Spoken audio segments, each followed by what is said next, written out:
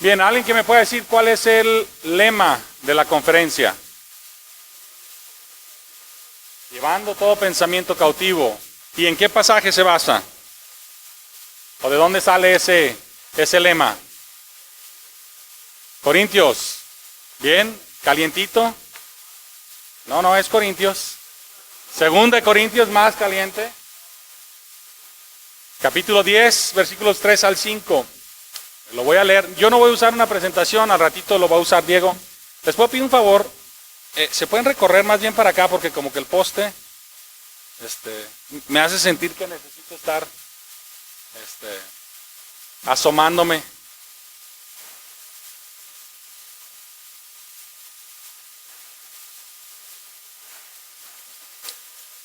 Segunda de Corintios 10, 3 al 5 dice, pues aunque andamos en la carne, no militamos según la carne, porque las armas de nuestra milicia no son carnales, sino poderosas en Dios para la destrucción de fortalezas, derribando argumentos y toda altivez que se levanta contra el conocimiento de Dios, y llevando cautivo todo pensamiento a la obediencia de Cristo. ¿Sí? Entonces el objetivo de este tiempo, de esta conferencia, es que nosotros podamos escuchar lo que dice la palabra de Dios y luego tomar el tiempo el tiempo de los seminarios, para tratar de analizar si nuestra forma de pensar, si nuestros pensamientos están o no alineados con la Escritura, ¿sí? Si nuestra forma de pensar cuadra con la Escritura. ¿Se explica bien la dinámica? Ya nos presentaron, por ejemplo, ahorita en la plenaria, verdades bíblicas acerca de ¿qué? ¿De qué se trató la plenaria? Ideología de género. Alguien que me ayude, ¿qué significa eso? ¿Qué es la ideología de género? Sí, tú mero. Les advertí que les voy a preguntar más a los de atrás, pero ya ni modo. Dime.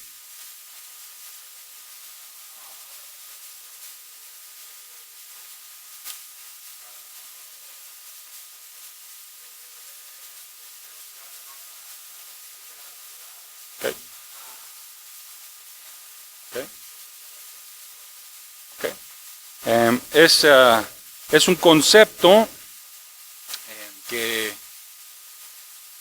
busca separar lo que hace un hombre y una mujer y lo que hace a un hombre y a una mujer, separarlo de un contexto biológico o un contexto bíblico, ¿no? Ayúdenme con esto. ¿Cuál es la diferencia en lo que hace un hombre o una mujer y lo que hace a un hombre o a una mujer?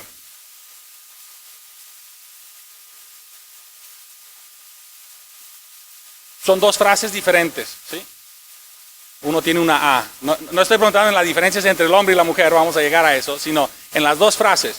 Lo que hace un hombre o una mujer contra lo que hace a un hombre o a una mujer. Ok. Hay cosas que vamos a tratar de identificar algunos conceptos, porque es importante, creo yo, separarlos, ¿verdad? Estos conceptos. Cuando hablamos de lo que hace a un hombre o hace a una mujer, estamos hablando de aquellas cosas que son parte esencial que hacen que un hombre sea un hombre, ¿sí? Esas cosas, o hacen que una mujer sea una mujer, esas cosas no son algo cambiante, no son diferentes, no es que cada hombre tiene algo diferente que lo hace hombre, ¿no? O cada mujer tiene algo diferente que la hace que sea mujer. Estas cosas son generales y trascienden el individuo y trascienden la cultura y trascienden la sociedad. Esto es lo que hace un hombre en México, también hace un hombre en África. ¿Sí? Esas cosas continúan o son fundamentales independiente de la cultura. O pudiéramos hablar en términos de la historia. Lo que hace a una mujer hoy no es diferente de lo que hacía a una mujer que fuera una mujer hace 500 años. Pero lo que hace un hombre o hace una mujer, eso va cambiando en las culturas. ¿Sí? ¿Qué son algunos, quizá me pueden ayudar, qué son algunos ejemplos de cómo lo que hace un hombre ha cambiado, vamos a decir, a través del tiempo? ¿Qué cosas hacen hombres hoy que no hacían antes? ¿Perdón? Ok, ocuparse de quehaceres de la casa. ¿Algún otro? Cazar, por ejemplo, es algo que ya no hace el hombre hoy en la misma proporción, al menos de lo que lo hacía hace un par de cientos de años. ¿Qué es otro ejemplo?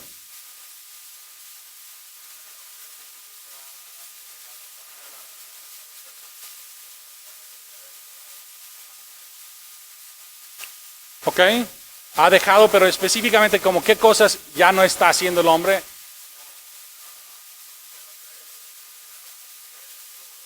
Ajá.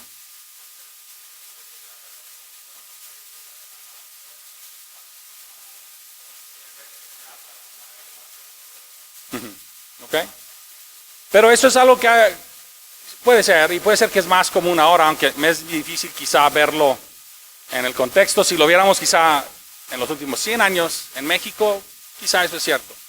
Pero a través de toda la historia de la humanidad, pues quién sabe, ¿no? No sabemos si qué tanto ha cambiado, vamos a decir, ¿no? ¿Qué tal en la vestimenta? ¿Qué es algo que la manera que viste el hombre aquí que es diferente en otro país? Sí. Ajá.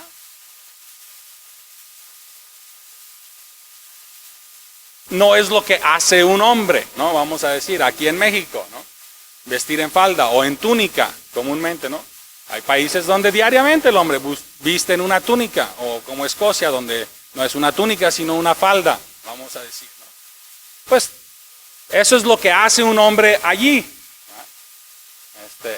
Y aquí el hombre hace cosas diferentes, pero lo que lo hace un hombre, eso no cambia. Y quiero distinguir esas cosas porque parte de la estrategia que ha sucedido con la ideología de género es agrupar todo en una sola cosa y decir, todo es una sola cosa.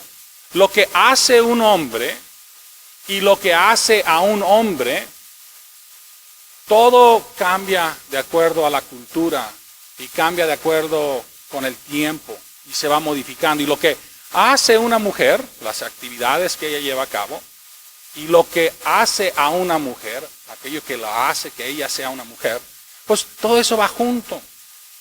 Y se va cambiando a través del tiempo y se modifica a través del tiempo. Y es diferente aquí, y es diferente allá, y era diferente hace unos años. Y entonces,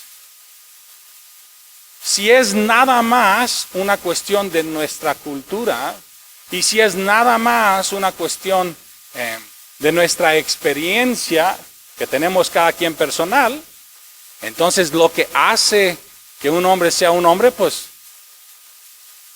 cada quien. ¿No? O se define por su cultura y es fácil empezar a criticar algunas cosas de la cultura. ¿No? Hay cosas en culturas que hace el hombre que están mal.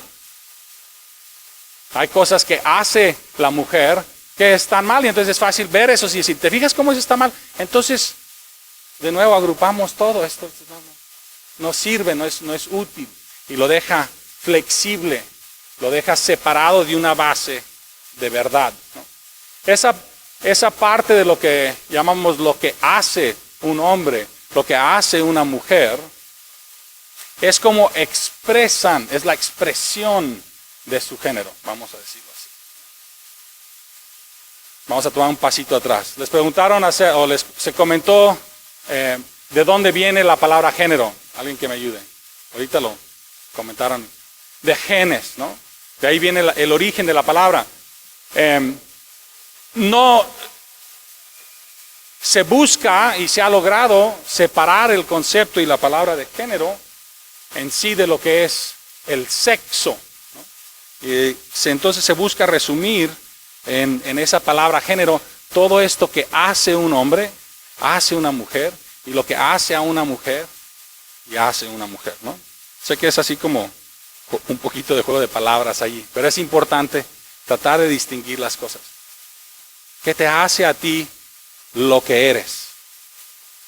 Eso que Dios creó y puso, y ya estuvimos viendo en la plenaria algunas de esas características y cualidades que son esenciales, especiales y específicas de la mujer.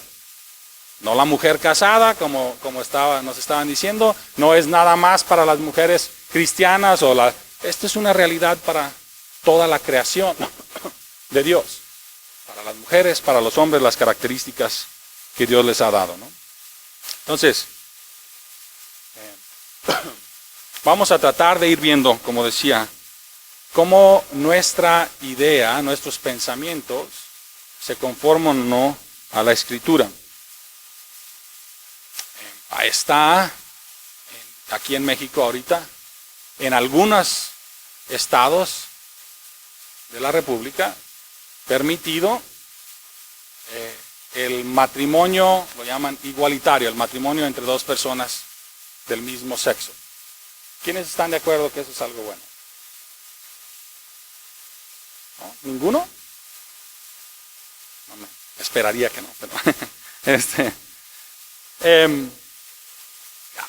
a veces con estos conceptos pensamos que es fácil identificar o es fácil que estamos bien ubicados y que rechazamos por completo esa ideología y que entonces no tiene una afectación sobre nuestra forma de pensar y sobre nuestra forma de ver el mundo. La intención es adentrarnos un poquito en cómo lo estamos viendo y si eso va de acuerdo a la Escritura, ¿no? Proverbios 23:7 nos dice, como piensa el hombre en su corazón, así es él. La manera en la que piensas es importante.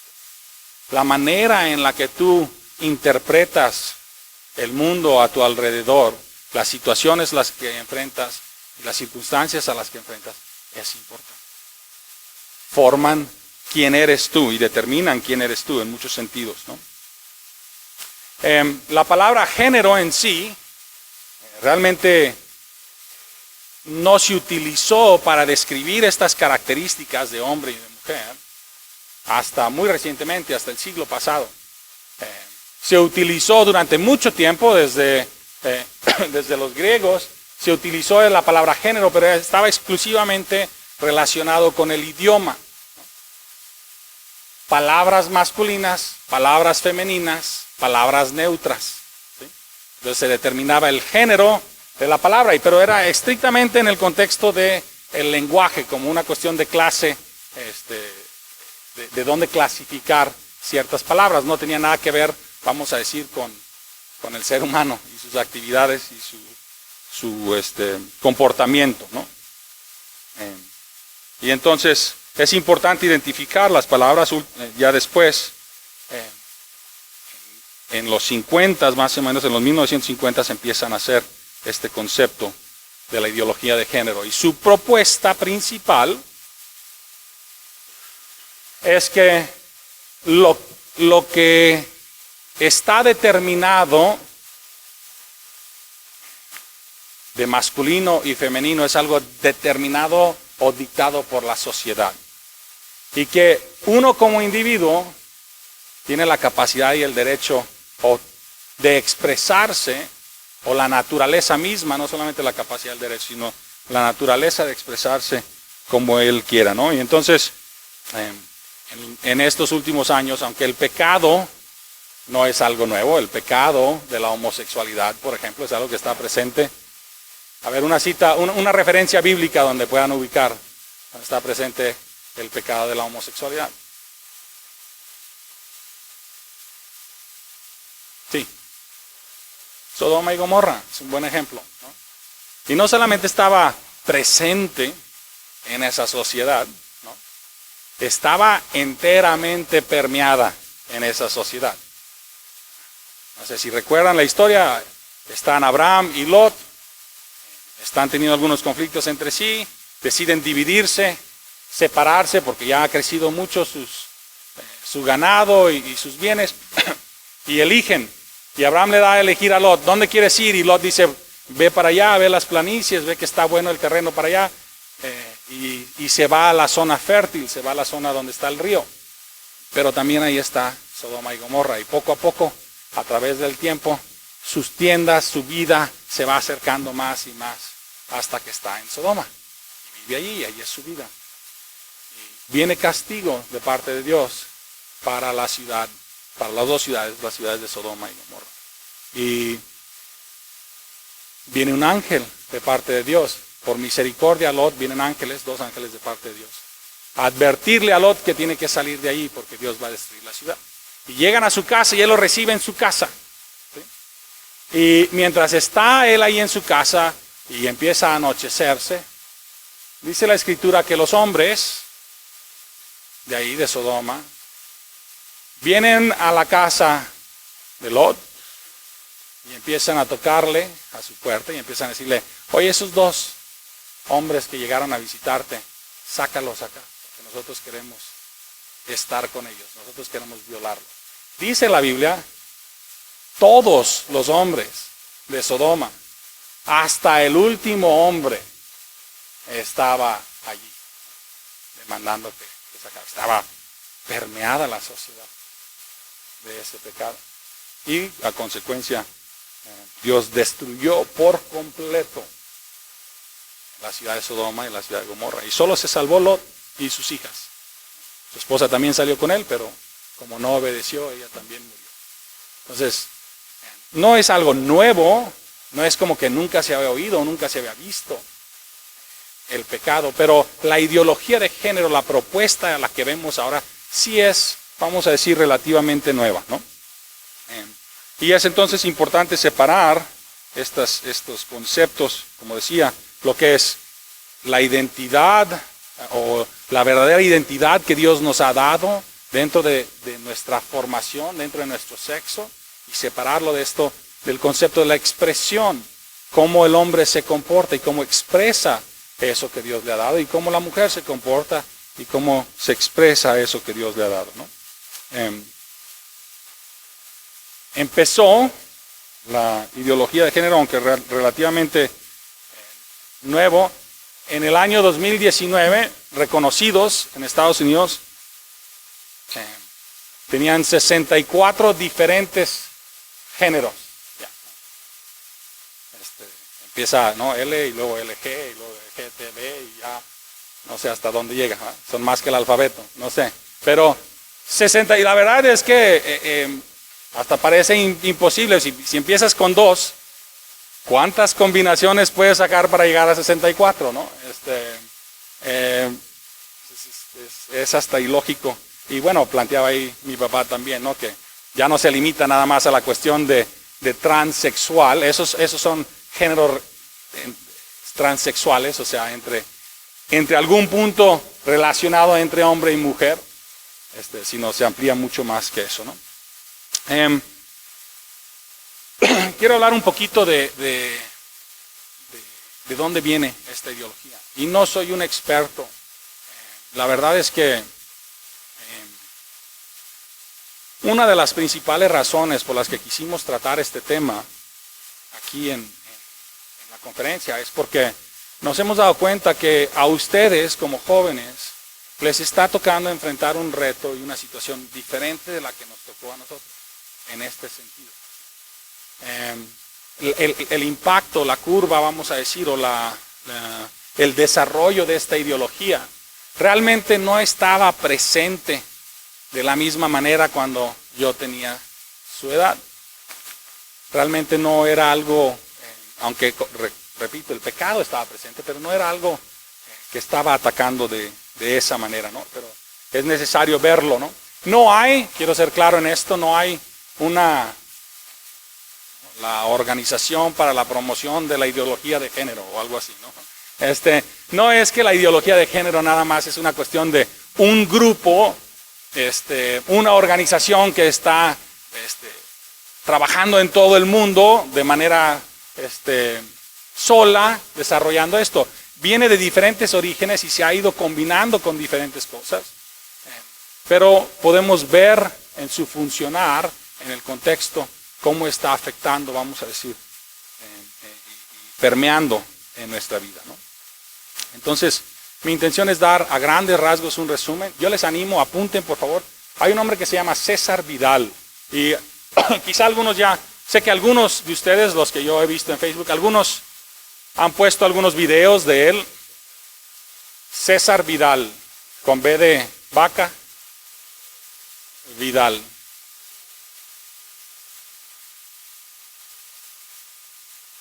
Y no conozco todo lo que él ha escrito, es un señor que es de España, no conozco todo lo que él ha escrito, pero hay, si lo buscan relacionado con este tema de ideología de género, él es una persona que es un creyente, pero ha estudiado mucho acerca del tema, ha analizado, se ha documentado mucho acerca del tema y puede ser útil para entender un poco la perspectiva de dónde viene, ¿no? Pero ahorita vamos a tratar de dar un resumen más sencillo o más abreviado, sin mucho respaldo, vamos a decir documental, pero les animo a que lo vean. Incluso estuvimos viendo la manera de traerlo aquí para esta conferencia, pero no queríamos dedicar la conferencia exclusivamente a ese tema, ¿no? Pero entonces vamos primero a recordar cuál es el objetivo. Vamos a decir, no, nuestro enemigo no es la persona que es gay o la persona que es trans o la persona que afirma incluso la ideología de género. La Escritura nos dice que nuestra lucha no es contra carne y hueso. Nuestro enemigo es el diablo. Él es quien está como león rugiente buscando a quien devorar y destruir. Y entonces tenemos que entender las cosas, no nada más desde la perspectiva de una persona o incluso un grupo de personas, sino hay que ver y entender las cosas desde la perspectiva cómo Satanás está buscando, cómo nuestro enemigo está tratando de utilizar esto para afectarnos. Y es importante entender el objetivo final de la ideología de género es deshacer lo que Dios ha creado. Porque Dios no solamente en el momento de la creación creó el ser humano, sino que en el mismo día de la creación, al crear el ser humano, creó también el hombre y la mujer y esa distinción, y creó también a la familia. Y todas esas cosas que representan, como vimos hace rato, sirven para representar la imagen y semejanza de Dios, son parte esencial de lo que Él es. Entonces busca destruir ese diseño que Dios ha dado, ¿no? Como comentaba, empieza con, si rastreamos un poquito las raíces de la ideología de género,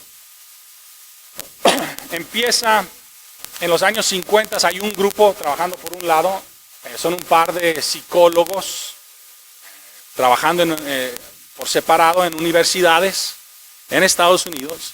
Y ellos son los primeros que empiezan a utilizar, son dos personas, dos psicólogos, y ellos empiezan a utilizar la palabra género para describir lo que es y lo que hace un hombre y lo que es y lo que hace una mujer. Antes de eso no se usaba esa palabra para eso. ¿Sí? Entonces ellos empiezan a describirlo de esa manera, con la específica. Antes de eso, cuando se refería al hombre y la mujer, se refería en términos de los sexos, no de los géneros, sino de los sexos. Sexo masculino y el sexo femenino. Y eso viene en su origen desde un punto de vista biológico. Tiene un origen en la anatomía y la fisiología, algunos de los puntos también, ya los trató mi papá hace ratito. Hay esa distinción. Pero empiezan a buscar otra palabra para poder representar algo que ya no está ligado con el sexo, porque eso no es cambiable. Entonces se empieza a separar todo lo demás de la parte biológica y se utiliza la palabra género. Y empieza a circular o empieza a verse comúnmente. Estos son los doctores Alfred Kinsey y John Money se llaman. Los dos son psicólogos y los dos eran profesores, sexólogos, y entonces empiezan a utilizar esas palabras para sustituir, vamos a decir, lo que se utilizaba antes como la palabra sexo. Un poco después, pero más o menos en paralelo, cosa independiente, empieza a haber un movimiento En Estados Unidos y a través del mundo, vamos a llamarlo así, a través del primer mundo, primero, porciones de Europa, Estados Unidos, empieza a haber un movimiento muy importante entre los homosexuales. Empieza a haber un empuje por ganar derechos y por ganar igualdad y por ganar posición dentro de la sociedad. Y voy a darles algunos de los puntos en los fines de los 1970 y el inicio de los 1980. Empiezan a, literalmente hay un par de diferentes líderes dentro de ese grupo, ese movimiento gay, que se sientan y escriben, incluso publican la estrategia o las estrategias que ellos están utilizando para llevar a cabo su agenda, ¿no? Primero, el primer punto de la estrategia es expon el estilo de vida más frecuente y lo más fuerte que se pueda. Que todos hay que exponer, a traer a la luz el estilo de vida homosexual. ¿Pueden pensar en un ejemplo de cómo se ha hecho eso?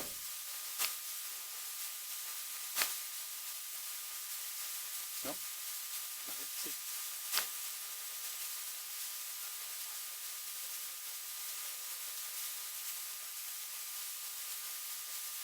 Sí. Sí.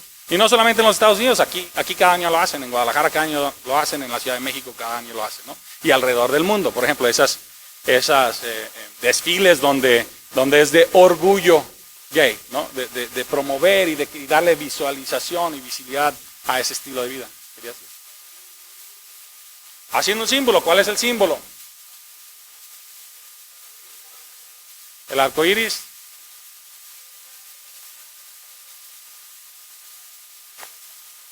Es una de las maneras que han buscado, es darle cobertura en los medios, ¿no? Empiezas a ver en series de televisión que haya personas que se identifican, personas que se identifican como gay, o empieza a haber parejas y están viviendo ya como pareja, ¿no? Y es gradual, no fue de noche a la mañana, pero llega al punto donde ya se normaliza completamente eso como una relación más y una situación más, ¿no? Para que se exponga y se vea el estilo de vida, ¿sí? ¿Ok? Es uno de los puntos que se ha buscado, es el apoyo gubernamental. Ese va a otro punto, ¿no? Su segundo punto de la estrategia es pinta a la persona gay como víctima y no como retadores agresivos. La tendencia es que cuando alguien quiere el cambio, lo vemos como alguien que está retando el sistema, ¿no? que está agresivamente tratando de cambiar el sistema. Y ellos estratégicamente buscaron darle promoción y publicidad a situaciones y casos donde había una marcada discriminación, donde había odio, donde había violencia, donde se les estaba maltratando. Y todos podemos estar de acuerdo en que no se debe de odiar a una persona, en que no se debe de actuar contra una persona violentamente, simple y sencillamente, en ningún caso, pero no es una base, no es un argumento para ello el hecho de que sea un homosexual. Y entonces se empezaron a señalar estos casos y estas situaciones, y como sociedad, e incluso como individuos y personalmente, tú ves eso y dices, eso está mal, ¿no? Y simpatizas con la persona que está siendo victimizada. Entonces fue una de las estrategias, tratar de pintar esa postura, ¿no? Tercero, dale a los protectores de los gays una causa justa. En inglés se usa mucho, en Estados Unidos se usa mucho ese concepto de qué lado de la historia vas a estar. No sé si les toca oír. Como que si estoy del lado de la justicia, la historia, o sea, a futuro, cuando volteen hacia atrás, ¿cómo me va a juzgar? ¿No? ¿Me va a juzgar como una persona que estuvo del lado correcto o del lado incorrecto? ¿No? Podemos voltear hacia atrás, por ejemplo, y vemos la situación de la esclavitud en Estados Unidos, que era legal en Estados Unidos. Y entonces en la historia podemos ver individuos o personas o grupos que estaban en contra de esa esclavitud, y en el momento no se les veía bien quizá, ¿no? Pero a la postre, en la historia, volteamos hacia atrás y decimos, ellos estaban haciendo lo que era justo, ¿no? Y estos otros, que eran los que tenían esclavos, estaban haciendo lo que era injusto. Entonces, se plantea desde esa perspectiva de que esto es una causa justa. Estás buscando algo bueno, estás buscando simplemente pues, que tengan los derechos básicos que todos debemos de tener, que se les garanticen los mismos derechos y entonces se busca dar pues, una causa justa, igualdad de derechos y pintar de manera positiva a las personas que aunque no son gays, pues apoyan, ¿no? De alguna manera hablan a favor de la causa, pues se les da mucha importancia, ¿no? Haz que, el cuarto punto es, haz que los gays se vean bien. Vamos a hacer algo, no me los van a compartir ahorita, pero quiero que apunten ahorita. Cuando decimos la palabra gay o homosexual, ¿qué son 4 cosas que le vienen a la mente? Describiendo, 4 cosas que piensan cuando dicen gay, ¿qué les viene a la mente?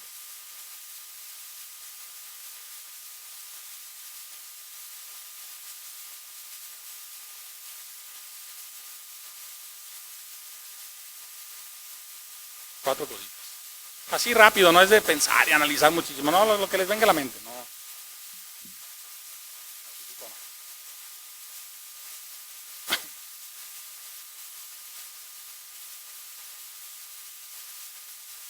Una de las estrategias que han usado es reescribir la historia, ¿no? Ahora resulta que vemos hacia atrás y grandes personajes, ilustres personajes de la arte, de la arquitectura, grandes pensadores, un sinfín de personajes de la historia. Resulta que, aunque nadie lo sabía en ese momento, eran gay. Y entonces se redefine la historia seleccionando cuidadosamente a personas que admiramos, a personas que tenían una capacidad independiente, que no fueran creyentes, a personas que eran capaces como artistas o como autores o como lo que sea, y pintándolos, viéndolos en una luz favorable y diciendo, pues, fíjate que resulta que tenía un buen amigo, ¿no? Y pues bueno, en ese tiempo no se decía nada por la sociedad, pero realmente era más que su amigo, ¿no? O así, o más que su amiga, ¿no? Se reescribe un poco, se rediseña la historia. El quinto punto es, haz que los victimizadores se vean mal, ¿no?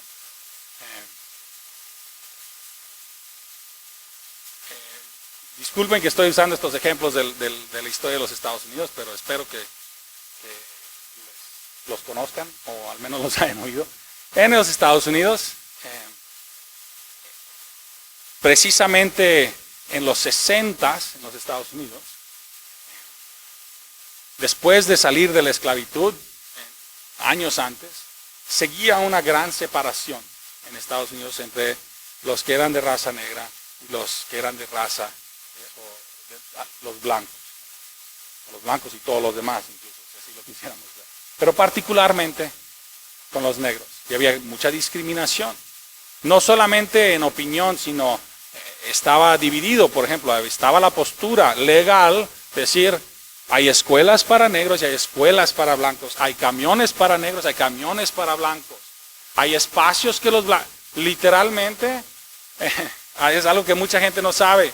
En Estados Unidos, y a veces quizás lo han visto en las películas, hay bebederos de agua en muchos lugares. Y está uno alto y uno chaparrito, ¿sí? Y uno piensa, pues es para adultos y para niños, ¿no? Por eso está así. Pero no se hizo así por eso. Inicialmente estaba así porque era para blancos y para negros. Los baños, ¿no? Había baños que eran para blancos, baños que eran para negros. Una separación, una discriminación. Que ahorita, la verdad, y en nuestro contexto lo vemos y decimos, ¿cómo pudiera ser posible que alguien pensara de esa manera? Con ese juicio sobre otra persona. Pero así era. Y entonces hubo algunas personas que empezaron a retar ese sistema. Y usaron algunas de estas mismas estrategias. las organizaciones y los que estaban buscando promover los derechos gay voltearon y vieron qué había funcionado para aquellos que buscaban los derechos iguales para personas de todas las razas. Entonces, por ejemplo, hay algunas películas que hacen referencia a ello, o quizá les ha tocado aprenderlo, pero el doctor Martin Luther King hacía protestas pacíficas.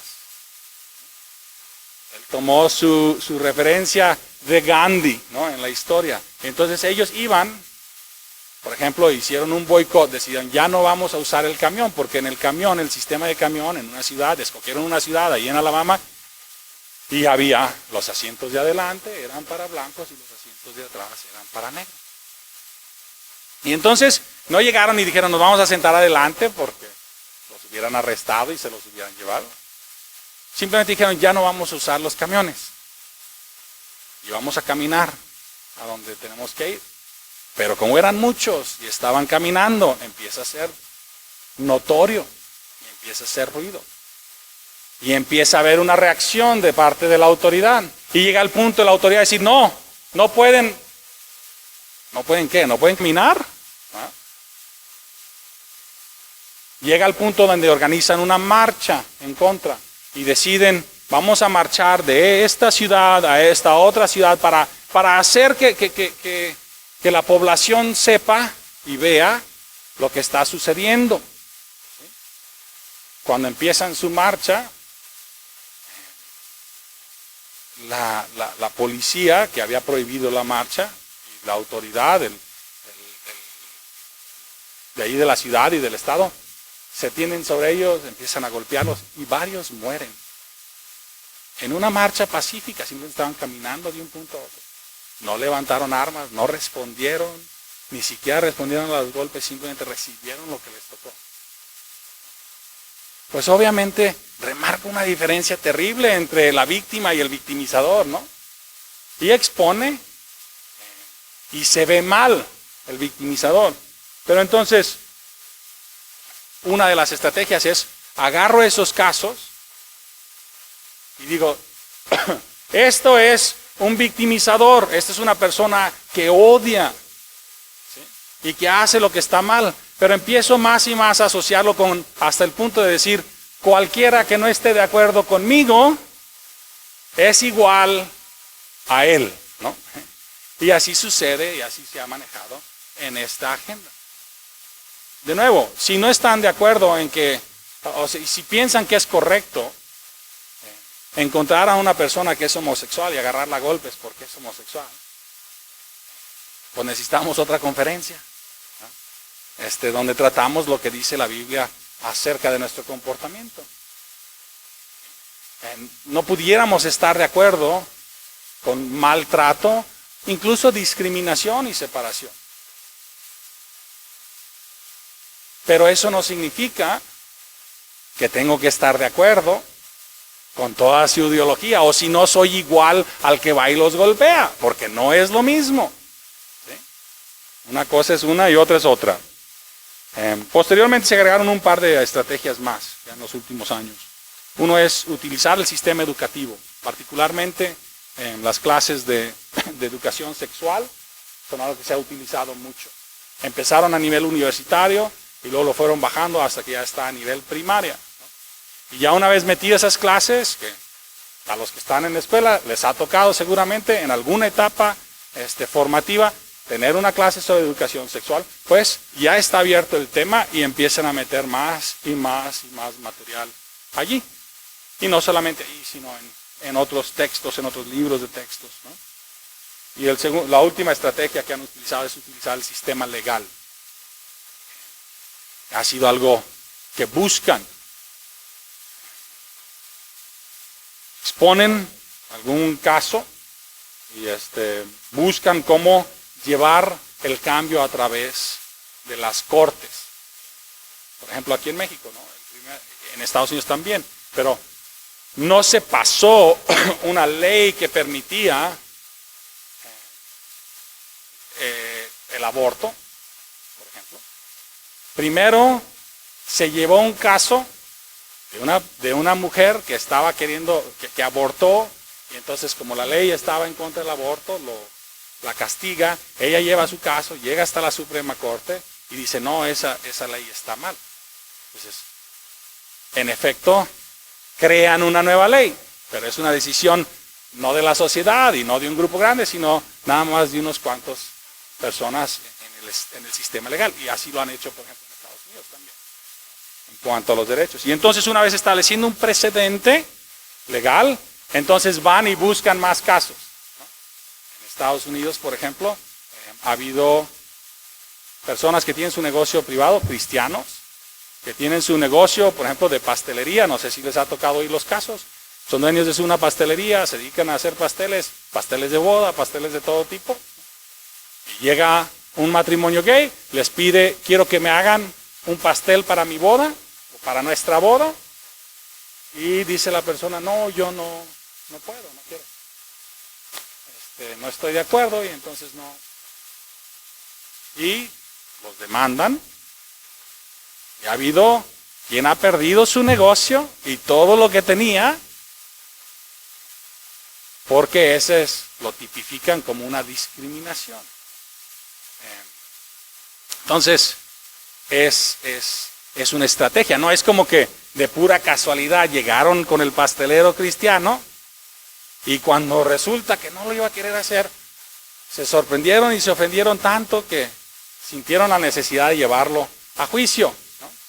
Sabían perfectamente con qué pastelero iban a ir y sabían que iba a decir que no. Y por eso lo buscaron para establecer esos precedentes. Y eso ha sucedido y sigue sucediendo en los Estados Unidos y aquí también, ¿no?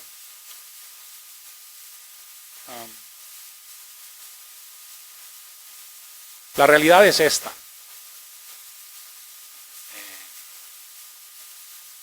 Las luchas, el costo, voy a ponerlo así, el costo de sostener la verdad en este tema en particular, en cuanto a la ideología de género, para ustedes y su generación, es mucho mayor que el que nosotros enfrentamos.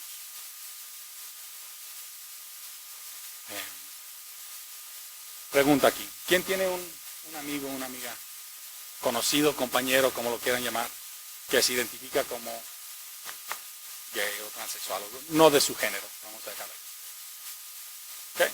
Como un poquito más de la mitad, no más, yo creo, gracias, como un 70% más o menos, ¿no?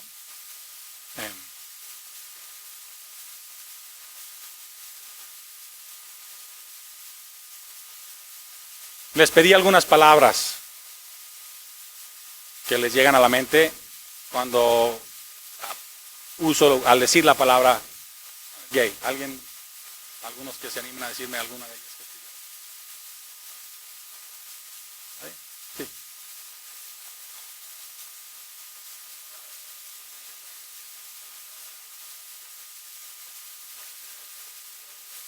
Ok.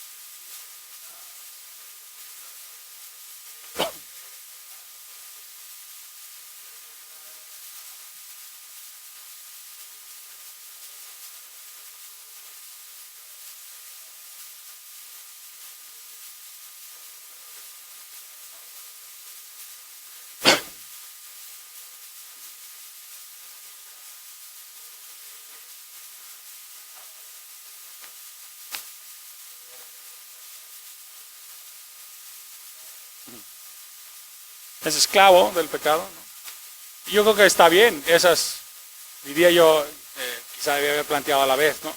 ¿Qué palabras si digo inconverso, ¿no? Pudiéramos utilizar exactamente los mismos puntos, ¿no? Perversión, rebeldía, confusión, ¿cuál era el tercero? Vacío, para describir la situación de cualquier persona que es inconversa. ¿Alguien, algo diferente? Sí.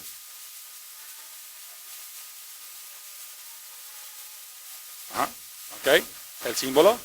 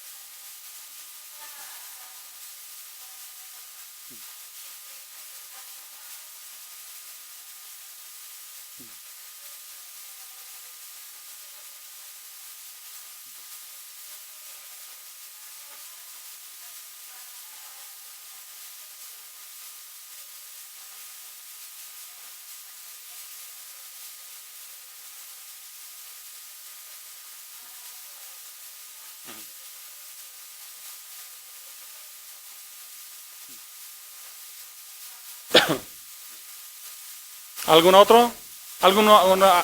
Voy a poner así. ¿Alguna palabra favorable? Sí. Ajá.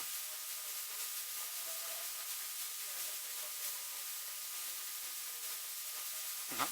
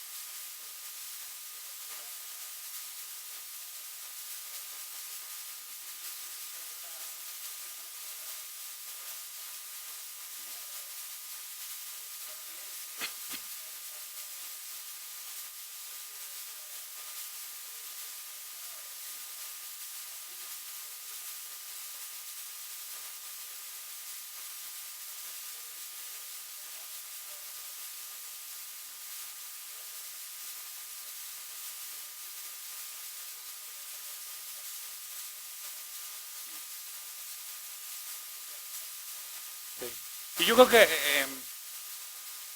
ha sido estratégico, si se ponen a pensar un poquito en la imagen que se propone en la tele, en los diferentes programas, la imagen que tenemos y que se presenta de una persona homosexual, de una persona gay, tiende hacia esas cualidades, una persona culta, una persona educada, una persona medida, una persona inteligente, una persona elegante, de buen gusto, una persona que sabe apreciar lo bueno, que sabe apreciar las cosas finas y que sabe apreciar las cosas buenas.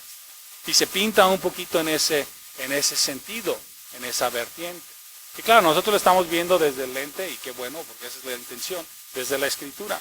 Pero en la sociedad en general, si en vez de preguntarles qué palabras les llegan a la mente, si les hubiera preguntado cómo creen que el mundo ve, vamos a decir, a las personas que están en esta situación, en esta condición, pues eso enfocaría quizá en estas cualidades, ¿no? Es parte de la estrategia de darle, es parte ahí mismo en lo que describes, ¿no? Es parte efectiva de la victimización, ¿no? Cuando sale alguien, como lo llaman, cuando sale del closet, cuando sale alguien y dice, pues nunca les había dicho antes, pero yo soy homosexual, ¿no? Se asocia con alguien que es valiente, con alguien que es una gran fuerza de carácter, animarse frente a tanta oposición.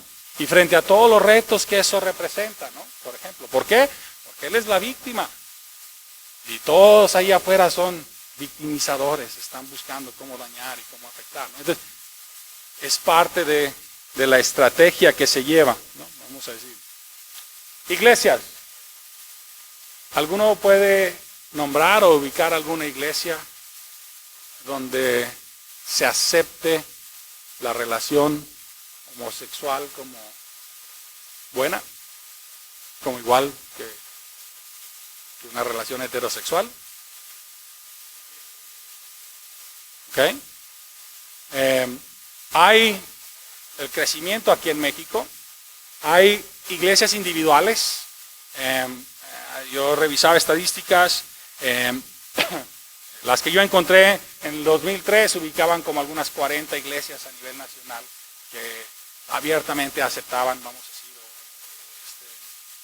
la relación entre parejas gay. 2013 ese número había subido más o menos como a 270 iglesias a nivel nacional. La última estadística que vi solo llegaba hasta el 2017, pero ya superaba el número de 500 iglesias. Y dentro de eso, no solo iglesias, sino denominaciones completas. Eso aquí en México, ¿no? En Estados Unidos ahorita parece como lumbre que está consumiendo la iglesia. No sé cómo más describirlo. No una, no dos, sino muchas denominaciones completas, como él decía, episcopal, o grupos de muchas iglesias completas están tomando esa postura. Muchas iglesias grandes, lo que llamaríamos mega iglesias, están tomando esa postura. Y lo toman por presión social, y lo toman porque sienten la necesidad de acoplarse a la sociedad y de ser aceptados. Hay una corriente completa, no me acuerdo quién hizo referencia, Raciel hizo referencia, creo, ¿no? Lo de Jonathan y David. Hay una corriente completa de lo que se llama queer theology, ¿no? Queer es como gay en inglés y teología gay. Y básicamente reescribe la teología de la Escritura, la doctrina de la Escritura desde una perspectiva homosexual. Entonces empiezan a desmenuzar y a separar y empiezan a decir, estas palabras, ¿no? En Levítico cuando dice, cuando está hablando de que está prohibido que un hombre se acueste con un hombre, ¿no? Dice, es que esa palabra acueste en realidad, si te vas al hebreo, en el contexto en que lo usaban en ese tiempo, ¿no? Redibujando muchas cosas, realmente no significaba eso, estaba hablando de violación.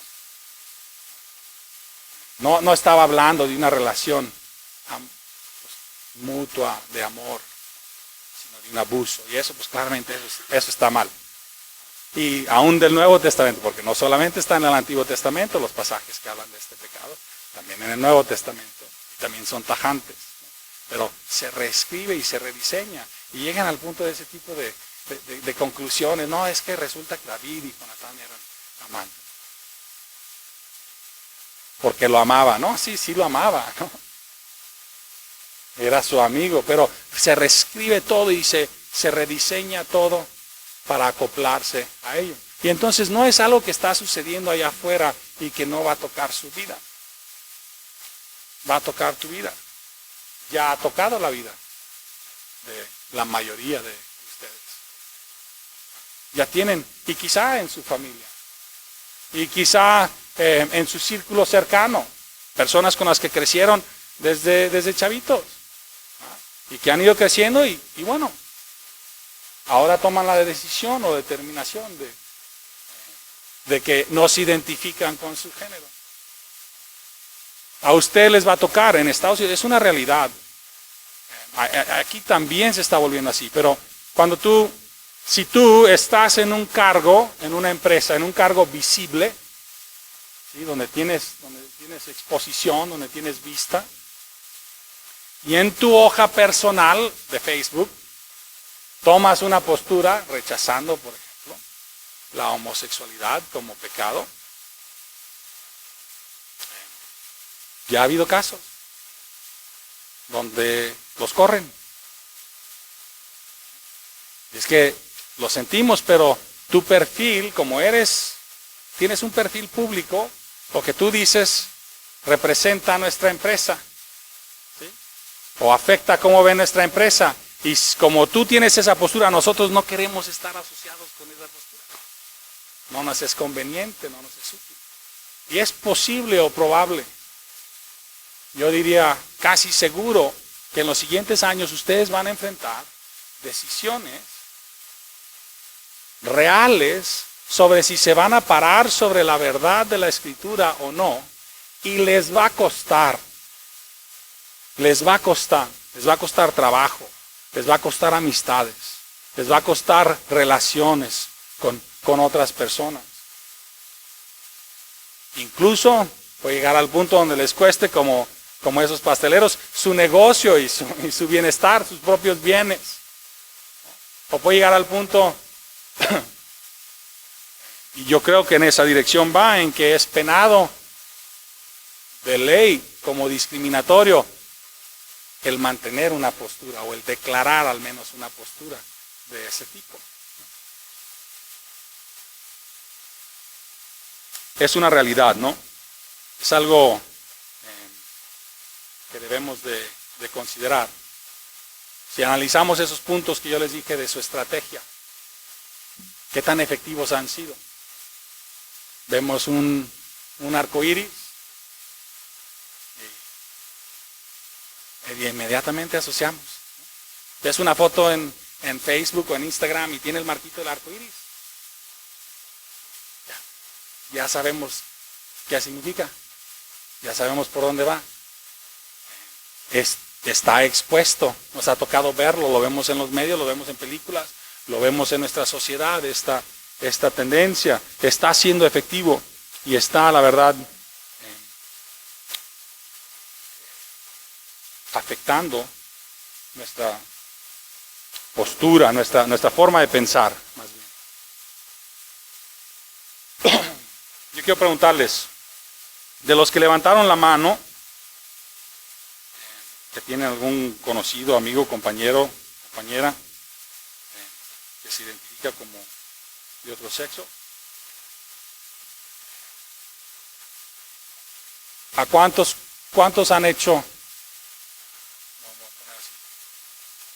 ¿Cuántos en algún momento en Facebook, en la escuela, han tomado una postura de rechazo a la homosexualidad o a la ideología de género? ¿Cuántos? Levanten la mano, por favor. ¿Okay? Como la mitad. ¿Cuál ha sido su experiencia? ¿Cómo se ha recibido esa postura en términos de sus amigos, en términos de sus compañeros de escuela o en el contexto que haya sido? ¿Qué les ha tocado? ¿Nada? ¿Y a ti qué? ¿Ok? ¿Qué te importa una respuesta? ¿O por qué te metes con alguien, con la vida de alguien más?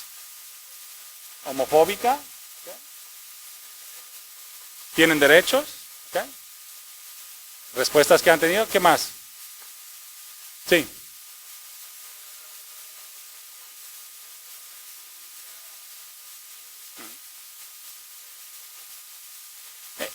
Para algunos de ustedes ha sido alguien que, bueno, obviamente Alexis comentó de su tío, ¿no? Alguien cercano, pero ¿alguno de ustedes ha pedido una amistad por tomar esa postura?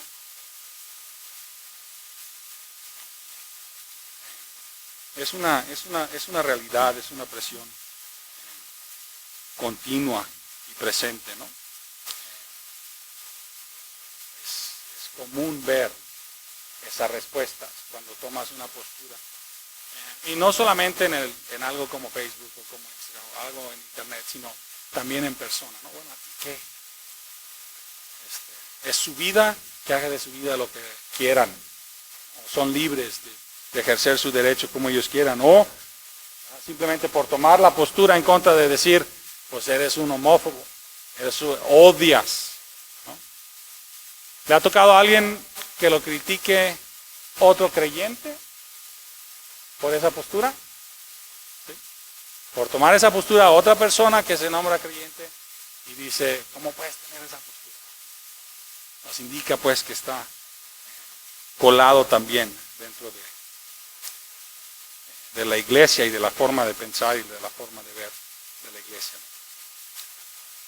La realidad, si consideramos lo lento que es el proceso normalmente de transformar, o que la velocidad normal a la cual una sociedad cambia, el efecto de las estrategias que han llevado estos grupos en los últimos años, el efecto es abrumador. Realmente en cuestión de unos 30, 35 años ha habido un cambio casi de 180 grados en términos de la sociedad.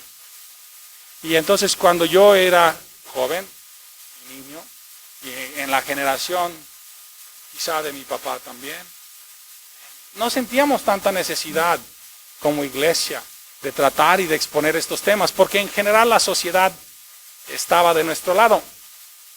Estaba de acuerdo en lo que decíamos o lo que dice la Escritura que es bueno y malo en este tema, no en todos, pero en este tema. Pero ahora ya no es así. Y ahora tomar una postura bíblica en este tema es contracultural. Es una postura que va contra toda la corriente y la sociedad ya no está de acuerdo. Y no es de sorprendernos, la Escritura nos marca que viene el tiempo en el cual a lo bueno se le llama malo y a lo malo se le llama bueno. No es de sorprendernos ni de asustarnos en ese sentido el que la sociedad vaya en declive o el que el pecado permee. Pero sí es necesario que estemos alertas. Sí es necesario que estemos atentos para que no seamos nosotros también llevados con esa corriente, ¿no? Con esa forma de pensar. Sé que les presentaron ayer algunas cosas sobre el humanismo. ¿Qué preceptos del humanismo, de los que vieron ayer, qué conceptos del humanismo dan pie o facilitan la aceptación de la ideología de género? ¿Sí? Ok, buscar la felicidad del hombre. ¿Cómo eso da pie? Ese concepto del humanismo que uno de los objetivos o propósitos del hombre es buscar la felicidad en el aquí y el ahora, en esta vida, en esto que está. ¿Cómo da eso pie o luz hacia la ideología de género?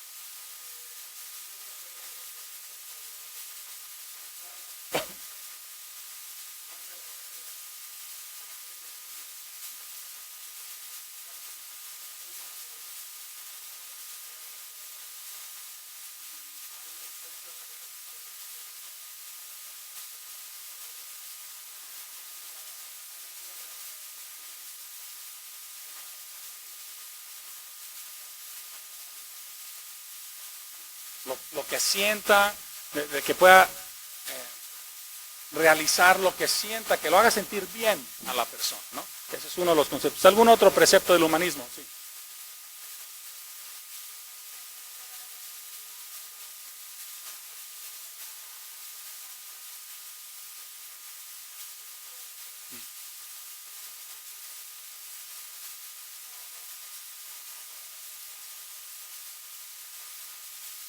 Ajá.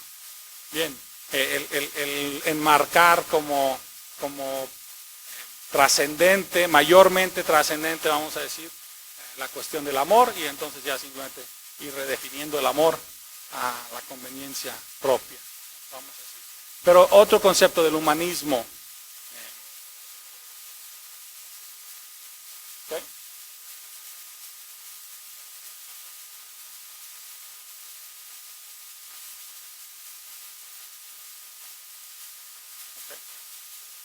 Un Dios humanizado. No sé si trataron, creo que sí trataron un poco sobre eso, el humanismo cristiano, aunque este es un término medio ilógico, ¿no? Pero pero lo existe, ¿eh? y está muy presente, no es algo tan, ¿no? Pero que básicamente trata de tomar los conceptos de humanismo y de alguna manera casarlos con las creencias para seguir con el aspecto del cristianismo y a la vez enfatizando el ser humano como soberano, ¿no? Vamos a decir. Entonces, Termina en muchas cosas, termina en minar la autoridad de la Escritura. Termina en que decimos, pues estos pedazos no significan lo que dicen. Entonces lo redefinimos. O estos pedazos no cuentan. Y vamos reduciendo la autoridad de la palabra de Dios. O vamos, como decía Joel, redefiniendo a Dios a nuestro contexto, a nuestra forma de verlo, ¿no? Yo en otras ocasiones compartiendo he hecho referencia a una escena en una película y están sentados y van a orar para la cena y van a orar, pero de cristiano no tiene nada, ¿no? Y entonces empieza a orar el protagonista de la película y entonces dice, Jesús, pequeñito Jesús, ahí en el pesebre con tu pañalito, ahí empiezas. Y la esposa le dice, ay, pues si creció. Ya, hombre, ya creció, ¿por qué sigues con eso? Y dijo, es que a mí me gusta pensar en sí, así. Y Jesús así chiquito, así bonito. Y su amigo que está a un lado le dice, no, a mí me gusta pensar en Jesús. Como que con camiseta, pero esas que tienen corbata. Porque es como que serio, pero también buena onda, ¿no? Y pues es ridículo, ¿no? Es ridículo pensar en Jesús nada más como, ay, el bebecito Jesús. Jesús es lo que es, ¿no? No es como yo lo quiero. No es como yo quiero pensar de Él. Jesús es lo que es. Dios es lo que es. No importa como yo quiera que sea. Él es lo que es. Entonces, el redefinir a Dios de acuerdo a nuestras propias opiniones. Esa es otra de las maneras, vamos a decir, que se utiliza. De alguno de ustedes, que pregunté que si tienen un conocido o un amigo, si los tuviera a ellos aquí, a sus conocidos, a sus amigos, a sus familiares, y les preguntara, ¿tú sabes cuál es la postura de Joel o de Jesús o de Nats? ¿Tú sabes cuál es la postura de él acerca de la homosexualidad? ¿Cuántos me sabrían decir? La otra pregunta sería, ¿qué me dirían que es la postura?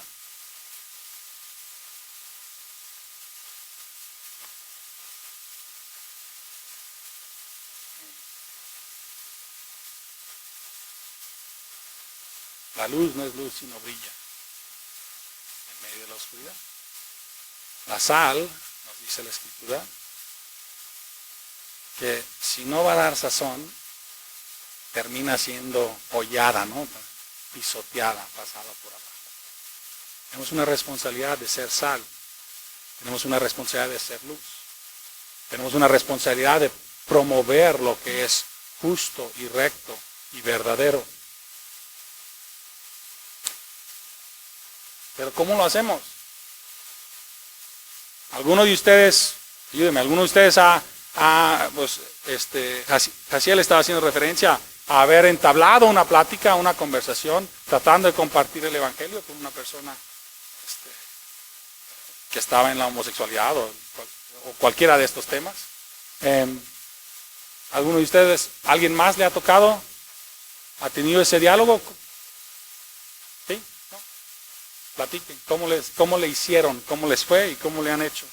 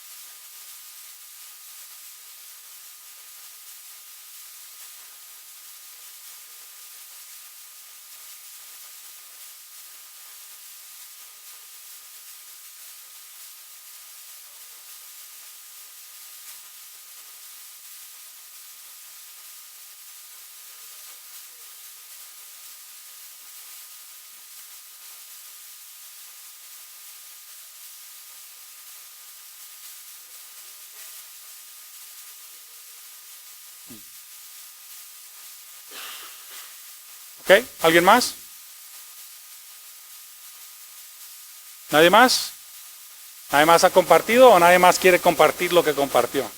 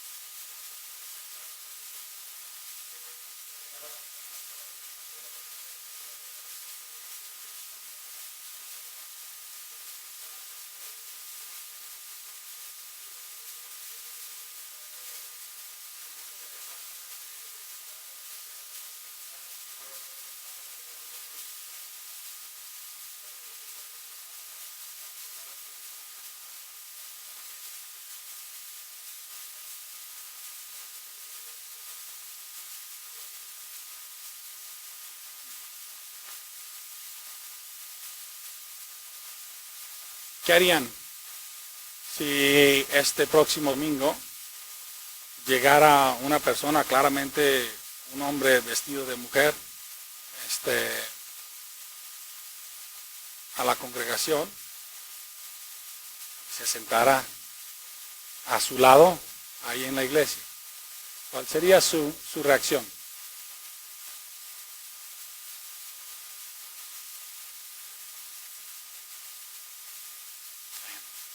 Es importante, voy a plantear esta pregunta. ¿Es el pecado de la homosexualidad igual que los demás pecados? ¿Sí o no? ¿Sí? ¿Alguien dice que no? ¿Okay? Sí y no. Sí, es correcto, delante de Dios, pecado es pecado. Y la persona que está en esa situación está, nos dice la Escritura, esclavizado a su pecado. Igual que tú lo estabas. ¿Sí? Y en ese sentido no hay pecados que llevan a más condenación eterna y pecados que llevan a menos condenación eterna. El principal problema de alguien que es homosexual o alguien que está metido en ese estilo de vida, alguien que está inmerso en eso, su principal problema no es el ser homosexual. Su principal problema no es el ser trans o lo que sea o cómo se identifica. Su principal problema es que está muerto. Ese es su principal problema. Y entonces piénsenlo de esta manera. Si lográramos de alguna manera convencer a esa persona que dejara ese estilo de vida y rechazara la homosexualidad y dijera, no, voy a vivir de una forma heterosexual, ¿le habremos solucionado su problema? No, porque su problema, si no ha conocido al Señor, seguiría estando muerto, ¿no? Entonces, lo que nosotros ofrecemos no es nada más un cambio de estilo de vida, sino un cambio de muerte a vida. Y a veces, la verdad, y yo particularmente quizá más en mi generación, pero puede ser que ustedes están enfrentando algo similar. La verdad es que quisiéramos a veces que las personas fueran más cristianas antes de evangelizarlas. Que fueran menos, como que incomoda. Les soy honesto, incomoda. Yo me dedico a negocio de comida, tenemos una pizzería y atendemos eventos. Y pues vamos a diferentes fiestas, diferentes actividades, eventos, y ahí hacemos las pizzas y la comida. Y hace poco tiempo, no hace mucho, es más, estaba en el proceso de estar estudiando para esto, entonces hace un mes, yo creo, un mes y medio. Me tocó ir y atender un evento, y en ese evento los meseros estaban viniendo y ellos estaban recogiendo las pizzas y se las estaban llevando. Y había uno de los meseros, que yo no sé, yo no lo conozco, yo no sé su vida, pero en su comportamiento y en sus comentarios y en sus bromas, pues definitivamente estaba impulsando el ser homosexual. Y entonces empezó a bromear conmigo. Y a decirme, ay, güerito, y a decirme. Y la verdad es que mi reacción no era buena, ¿sí? Esa es la realidad. Yo estaba enojándome cada vez más. Y yo les soy honesto, yo no estaba pensando, híjole, este hombre no conoce al Señor. Yo estaba pensando, ¿por qué no lo asignan a otro lado? ¿Por qué no lo mandan allá al bar o que atienden otra cosa para no tener que lidiar yo con esto? Esa es mi realidad. Esa es mi situación. Y creo que somos llamados en la Escritura a ver a las personas como el Señor Jesucristo las ve. Y a verlos a través de esos ojos. Ver su necesidad. Viendo y platicando con algunas personas que se convirtieron habiendo estado involucrados en un estilo de vida homosexual y estando en ese pecado, ¿no?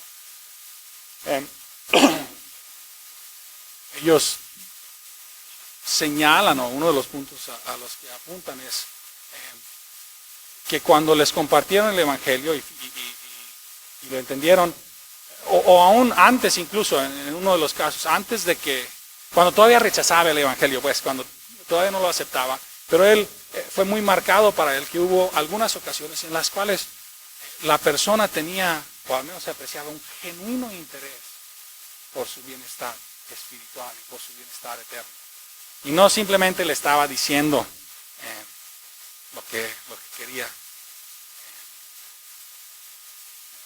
¿no? Salir mis 10 puntos del Evangelio, o no le estaba diciendo, mira, obviamente tú por ser homosexual necesitas esto más que los demás, sino había un verdadero interés por el bienestar espiritual de la persona. Yo creo que por ahí inicia. Somos llamados a ser embajadores como si Dios rogase por medio de nosotros, reconciliando el mundo a Dios. Somos llamados a que nos importe más su estado espiritual que la incomodidad que nos puede presentar. Entonces, es simplemente un pecado, en ese sentido es igual que cualquier otro. Pero sí es diferente el aborde. Muchos de ustedes, no sé a cuánto les ha tocado, pero estar con Chihuahua o diferentes estrategias, vamos a decir, de compartir el Evangelio, ¿no? Y uno de los puntos que se busca es abordar a la persona y que reconozca su pecado. A los que nos ha tocado ir puerta a puerta o desde hace muchos años o lo que sea, te ha tocado compartir con alguien y tú le preguntas a una persona, ¿tú eres pecador o tú eres bueno o eres malo? ¿Tú eres pecador o eres justo? ¿No? Pues más o menos. No, yo creo que sí. Yo creo que sí, justo. Bueno, si murieras hoy, ¿te irías al cielo o te irías al infierno? ¿No? No, yo creo que al cielo. ¿Ah, sí? ¿Por qué? Pues porque he hecho estas cosas buenas y por qué no. No son tan malos como mi vecino. ¿No? Sí, no soy tan bueno como la Madre Teresa, pero tampoco soy tan malo como... ¿no? Pues ahí yo creo que ahí entro. Y entonces una de las labores difíciles es hacer que la persona reconozca que es pecador. ¿No? Y tenemos que pasar tiempo preguntándole, ¿no? Oye, a ver, ¿haces esto? ¿Has hecho esto? ¿Has hecho esto? Así. Entonces, ¿qué? Y en lo general nosotros separamos lo que somos de lo que hacemos, ¿no? Y diríamos, es que, no, yo no soy pecador. A veces hago pecados, ¿verdad? Pero no soy pecador. A veces eso hago, no nada más. Pero una persona que está en ese estilo de vida y que está viviendo como homosexual, identifica la homosexualidad como lo que es, no como lo que hace. ¿Sí? No está distanciado de ello, no está diciendo, bueno, es que yo soy, pero hago esto, ¿no? Sino que dice, esto es quién soy. Esto es quién soy desde el principio. Esto es como yo nací, o como yo me formé, o lo que sea. Y entonces, al nosotros presentar y decir, pues eso es pecado, pues es una confrontación a quien ellos creen que son. Y por eso es difícil, a veces es, creo yo, más conveniente ir tocando otras áreas. Reconoce el pecado porque en las otras áreas son como los demás de nosotros. ¿Ah? separando lo que hacen de lo que son. Entonces a veces eso ayuda a que vean en perspectiva su pecado. Pero no caigamos tampoco en la trampa de decir, bueno, pues cada quien vive su vida. Y pues yo no sé. Pues yo no le entro, ¿verdad? Pero cada quien decide cómo va a vivir. Otro de los puntos que creo está colado en nuestra forma de pensar, en nuestra forma de ver, es el ver a Dios, el ver el amor de Dios como su característica predominante. Y ella hacía referencia un poco a eso hace ratito, ¿no? De ver a Dios, si yo digo Dios es, ¿qué pensamos? ¿Amor? ¿Algo? Pensamos en el amor de Dios como su característica predominante, ¿no? Y vemos, por ejemplo, su santidad, su justicia, su misericordia a la luz de su amor, ¿no? Decimos, Dios es justo, pero también es misericordioso. Dios es santo, pero también perdona. Tendemos a condicionar o a ver a los demás desde la perspectiva de su amor, pero pocas veces decimos, Dios es amor, pero también es justo, también es santo, ¿no? Y a ver el amor de Dios desde esa perspectiva. Y si no tenemos la idea correcta acerca de Dios, entonces es fácil irnos con la idea de decir, empieza con ese concepto, pues Dios es amor más que cualquier otra cosa. Primordialmente, principalmente Dios es amor. Y entonces viene a la secuencia, pues si Dios es amor y esto es amor, ¿cómo va a estar mal? Y entonces empezamos a caminar en una dirección que no es correcta, o es una ideología equivocada. ¿Bien? Vamos a tomar. Pidieron que lo diera rápido, así que no voy a usar las diapositivas. Quiero hablarles de 3 temas enfocado en cuanto a la ideología de género y su enfoque médico.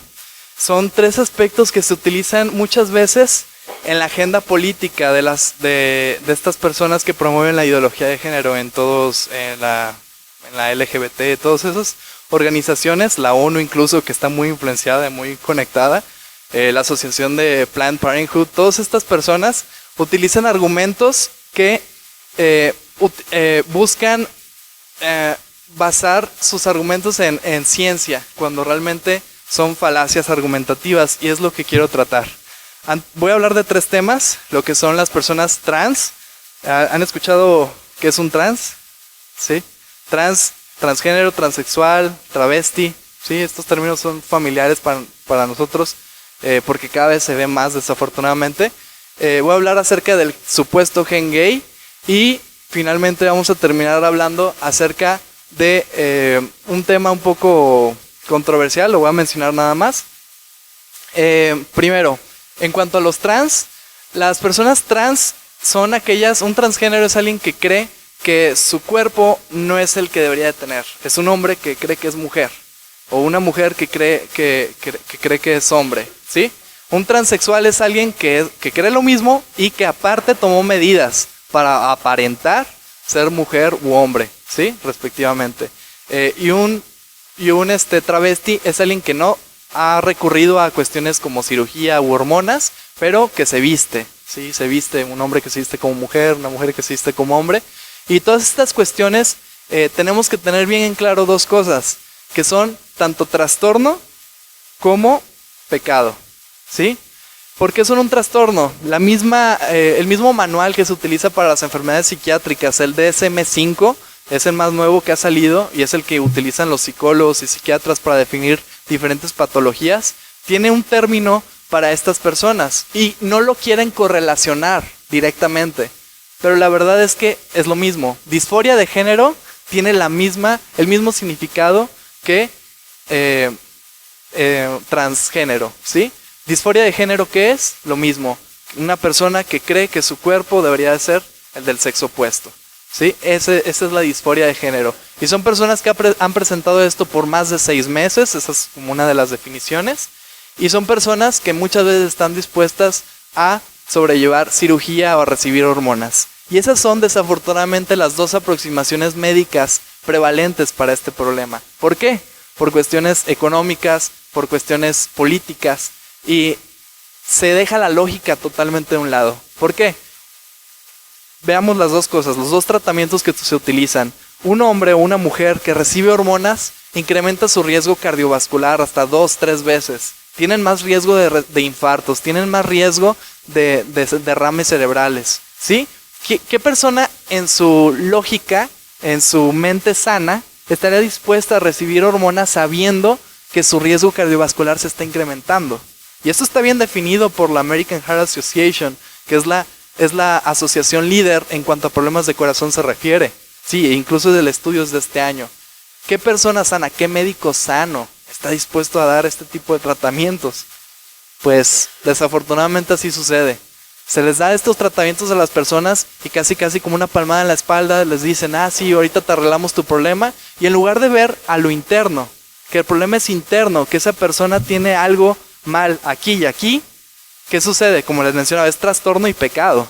En lugar de ver ese aspecto psiquiátrico como médicos y obviamente nosotros como cristianos o algún médico cristiano, se enfocaría también en el corazón, en cuestiones del corazón. ¿Y qué hace un médico normalmente, un médico que se especializa en esto? Pues libremente, hormonas, cirugía, no pasa nada, ignorando este hecho tan claro. Los riesgos de las hormonas, los riesgos de la cirugía. Una persona que finalmente cumple su gran sueño, un hombre que cumple su gran sueño de convertirse en mujer, ¿qué sucede? Continúa con depresión, continúa con ansiedad, continúa con las mismas tasas de tendencia suicida, continúa con las mismas tasas de ingesta de sustancias ilícitas o lícitas, como sea, pero continúan en esos mismos problemas psiquiátricos. No se está solucionando médicamente nada, ni espiritualmente nada. ¿Por qué? Porque el problema se está tratando con la apariencia. Y eso es lo que sucede desafortunadamente en el área médica, pero es algo de lo cual quiero que piensen al respecto para que se den cuenta hasta qué grado está influenciando la ideología de género. La lógica se ha dejado a un lado. Y nosotros como cristianos, para saber que estamos en la verdad, nos vamos a fundamentar en la palabra de Dios. Dios en el principio creó al hombre y a la mujer. Hombre y mujer y nada más. ¿Sí? Y no creó un hombre que se podía convertir en mujer. No se puede. Estas personas, un punto importante a tomar en cuenta, es que lo único que hacen es cambiar su apariencia. Las hormonas y la cirugía, que es lo único que se pueden hacer para cambiar su apariencia, no modifican en nada la genética. La genética y lo interno son más de 6.500 genes que se manifiestan de forma diferente en mujeres y hombres. ¿Ustedes creen que van a poder cambiar eso? Ni uno solo de esos genes se altera. Lo único que cambian son apariencias morfológicas o físicas. Y lo interno, como ya les mencionaba, continúa ahí. Continúan con depresión, continúan con problemas y continúan más que nada en pecado. Esto es en cuanto al tema trans. En cuanto al tema del gen gay, ¿han escuchado el gen gay? ¿Se los han mencionado en la escuela de casualidad? ¿O algún amigo lo ha mencionado como un argumento en favor de la homosexualidad? Son argumentos que muchas veces se utilizan para fomentar este aspecto de que, mira, si hay un gen gay, entonces es algo biológico. Entonces no hay problema que una persona se declare homosexual porque ya está en sus genes. ¿Sí se dan cuenta del problema de esto? Pero nuevamente, esto está tomando de lado la lógica, la está haciendo a un lado y se están fundamentando más que nada en ideologías. ¿Sí? ¿Por qué? El estudio más grande que se ha realizado al respecto tomó una muestra de 500,000 personas, más o menos, en los Estados Unidos, y fue, esto se me hizo chido, que fue precisamente el mes pasado que se terminó este estudio, buscando la asociación genética con la homosexualidad. ¿Y qué fue lo que encontraron? Que no hay un gen gay. No hay un gen que te convierta en una persona gay en el momento en el que tú tienes ese gen.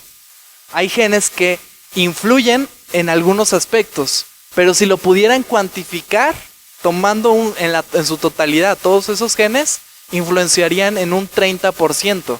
El 70% queda todavía por decisión propia de la persona en respuesta a la cultura en la que se desenvuelve y a esos aspectos tristes que han pasado estas personas, tanto homosexuales como transexuales, cuestiones de abuso, cuestiones de separación de padres, un padre ausente, madre ausente, todo esto influye y obviamente debemos estar sensibilizados al respecto. Y entonces, ¿qué sucede?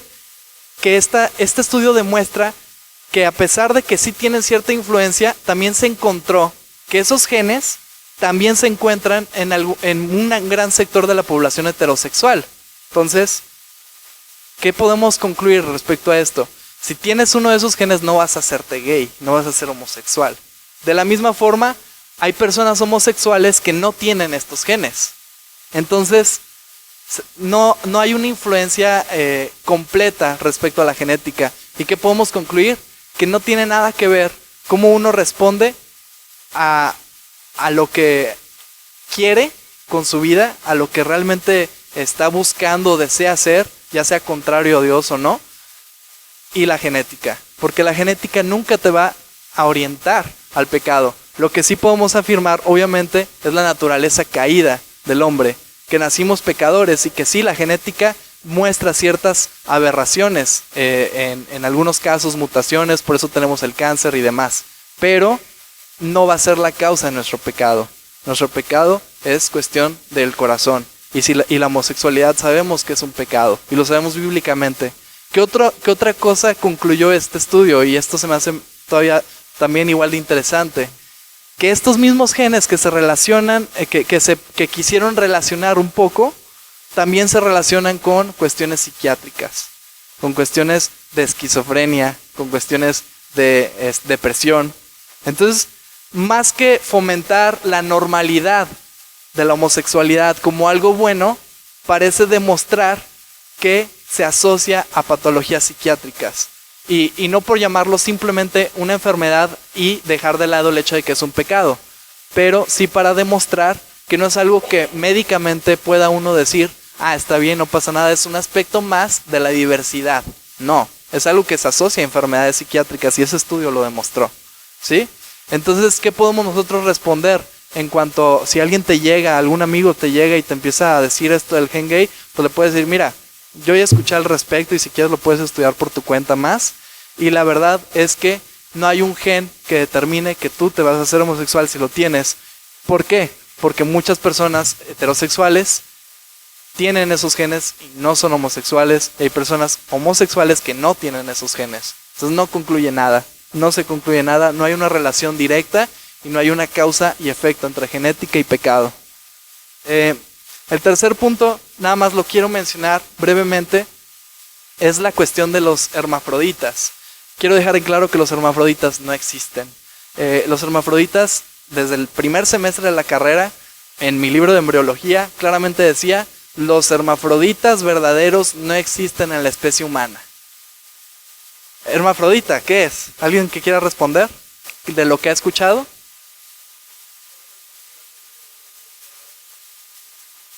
Exacto, y no existen. ¿Y por qué creemos que sí existen? Porque se promueve esta idea como una justificación para decir, bueno, si nuevamente lo mismo del gen gay, en este caso lo mismo, si hay una persona que nace con los dos aparatos reproductores, entonces podemos decir que entonces, pues que si eso es algo biológico, entonces no va a ser biológico mi homosexualidad o mi lesbianismo. Son conclusiones que van llegando basándose en una mentira. ¿Qué es lo que sí es verdad? Los desórdenes del desarrollo sexual. Los trastornos del desarrollo sexual son malformaciones genéticas que manifiestan ambigüedad sexual, pero eso solo en apariencia. La verdad sigue estando escondida en la genética. Y si se manifiestan estas enfermedades, no son pecado, son manifestaciones de una enfermedad.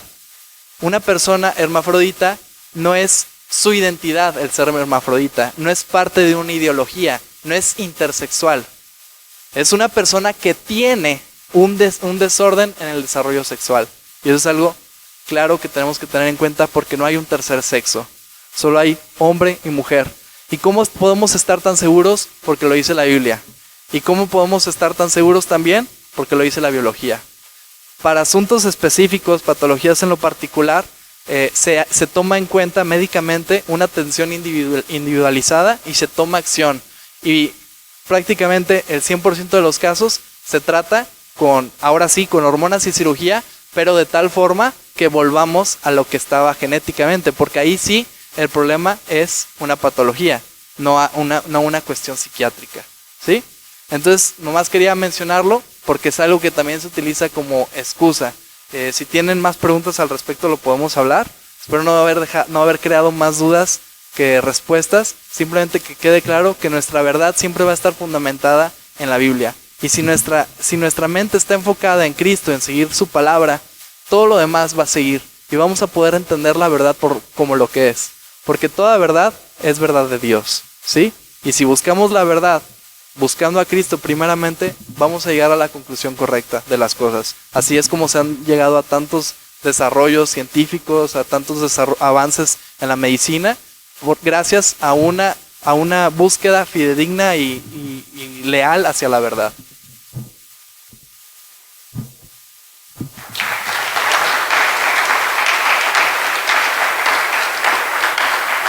Muy bien. Gracias. Concluimos, ¿no? Vamos a enfocarnos. Es importante, yo sé que ayer también hablaron sobre este tema, de cómo se promueve la idea que la ciencia es algo separado de la verdad de la palabra de Dios. Los arqueólogos, por ejemplo, son las personas que buscan información acerca de civilizaciones viejas. Por mucho, el libro más importante que utilizan es la Biblia. Ya está comprobado, ya lo han comprobado vez tras vez, que si la Biblia dice que aquí ocurrió esto, en esta zona de aquí sucedió una batalla entre esto, y le escarban, lo hallan, ¿no? Hayan evidencia. Y a veces uno de los grandes retos creo que enfrentan ustedes es, y muchos en esta generación, es como que hay esta idea, y se ha promovido esta idea que la ciencia de alguna manera está no solo separada, sino casi opuesta a los principios que están en la Biblia. Y la realidad es que no es así, y este es otro ejemplo, no solamente en el tema del humanismo, sino aquí, médicamente, ¿no? Se disfraza, se esconde, hay tanto empuje sobre la ciencia, y luego cuando llegas a temas como estos, pues se trata de evitar hasta cierto punto, o se rediseña los conceptos de la ciencia, pero ahí están. Y entonces, si nosotros, y así se los planteo, cuando ustedes enfrenten un reto, que alguien diga, ahorita ya se nos explicó, por ejemplo, un estudio vasto, muy completo, y estoy seguro que quienes pagaron ese estudio y desarrollaron ese estudio no querían llegar a la conclusión de que no había un gen gay. Ellos querían llegar a la conclusión, este es, ¿no? Y hubieran ganado quizás hasta un premio por localizarlo y ubicarlo, ¿no? No era su deseo decir, pues no. Pero hicieron un estudio, lo hicieron bien, lo hicieron científicamente, lo hicieron completo y ahí está, ¿no? Ahí están las evidencias, ahí están los resultados. Es como dice Diego, lo que se les enseña en la escuela de medicina, etc. Yo les animo, si ustedes tienen una duda, un conflicto entre algo que se les está diciendo de parte de la ciencia que choca, o que lo llaman ciencia, uso ese término malamente ahorita, como lo usan para tratar de poner que lo que ellos dicen y lo que es ciencia es hechos, ¿no? Es algo determinado y definido y hecho así, y lo que la Biblia es fe, pues para que nosotros podamos darnos a la tarea. Si tienes un conflicto en eso, ponte a investigar porque yo te puedo garantizar que la ciencia en realidad respalda la palabra de Dios.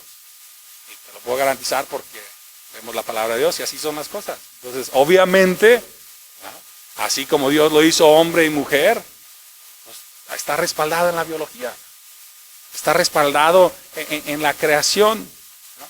Y así podemos hablar de muchas diferentes cosas. Vamos a concluir. Les animo pues a mantener en mente y estar alertas y estar decididos y determinados, porque pararse sobre la verdad de decir, esto no es una opción de vida, esto no es simplemente una un diseño que nacieron así. Esto no es nada malo. Pararse sobre la verdad de la palabra y decir, esto es pecado, necesita el perdón de Dios y necesita ser redimida aquel que está en medio de esa situación. Pues les va a costar. Tienen que estar preparados para ello. Y si no están preparados, va a llegar el día y se van a cuartear. Es la verdad. Va a llegar el día donde están enfrentados y van a decir, mejor si te hago el pastel. Vamos a usar ese ejemplo. Mejor sí dejo ir a un lado mis convicciones y sí dejo ir a un lado la verdad, porque me está costando mucho. Entonces hay que estar preparados. Padre, te damos gracias por este tiempo y pedimos que tú nos instruyas nuestra mente y nuestro corazón. En tu nombre. Amén. Hay que volver allá.